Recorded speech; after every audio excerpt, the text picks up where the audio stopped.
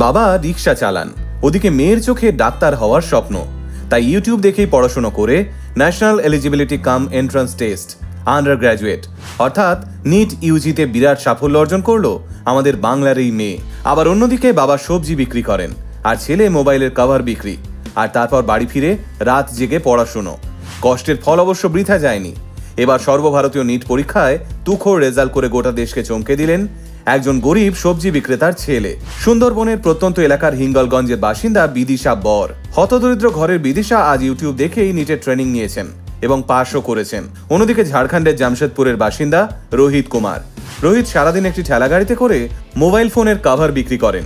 কখনো ভালো বিক্রি হয়, কখনো বা সারাদিন ঠেলা নিয়ে দাঁড়িয়ে থেকে শুকনো মুখে বাড়ি ফিরে আসেন। কিন্তু আজ এই গরিব ঘরের ছেলেটা ঝাড়খণ্ডের সরকারি মেডিকেল কলেজে ডাক্তারি পড়বার সুযোগ পেল।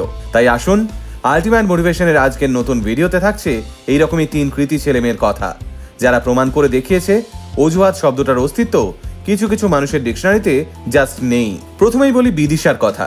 বিদিশা নিট পরীক্ষায় 42,000 র্যাঙ্ক করেছেন, কিন্তু এই 42,000 র্যাঙ্কের পিছনের গল্পটা আপনারও চোখে জল আনবে। সুন্দরবনের এক হতদরিদ্র ঘরের মেয়ে বিদিশা। বাবা রিক্সা চালান। রিক্সা চালিয়ে কটা টাকাই বা রোজগার হয় বলুন মানুষটার, যে মেয়েকে ডাক্তারি পড়াবেন? কিন্তু বিদিশা তার পারিবারিক অর্থনৈতিক অবস্থাকেই জীবনে চ্যালেঞ্জ হিসেবে নিয়েছিলেন।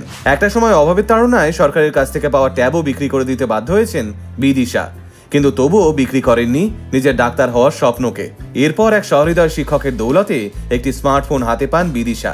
তারপর সেই স্মার্টফোন থেকেই ইউটিউবে নিট পরীক্ষার প্রস্তুতিমূলক ভিডিও দেখে সর্বভারতীয় এই নিট পরীক্ষায় উত্তীর্ণ হয়ে গেলেন। অন্যদিকে ঝাড়খণ্ডের রোহিতের সর্বভারতীয় স্তরে তার র্যাঙ্ক 12,484। রোহিতের বাবা সবজি বিক্রি করে সংসার চালান। সেই টাকায় রোহিতের পড়াশুনোর খরচ, সংসারের সব খরচ চালানো এক প্রকার দুঃসাধ্য হয়ে উঠেছিল।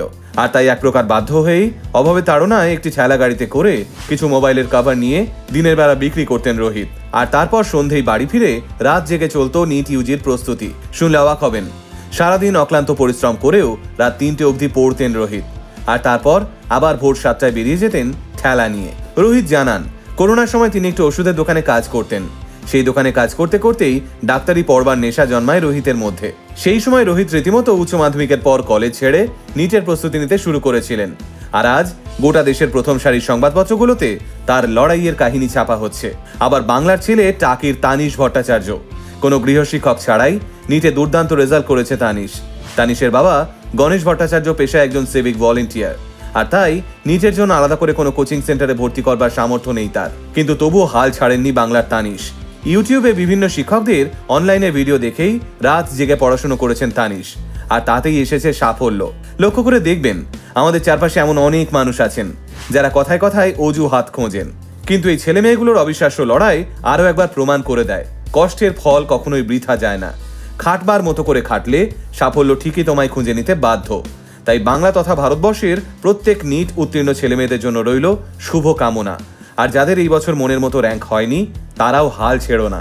আগামী দিনে আরো ভালো হবে তোমাদের। সকলে ভালো থেকো আর স্বপ্ন দেখা ছেড়ো না।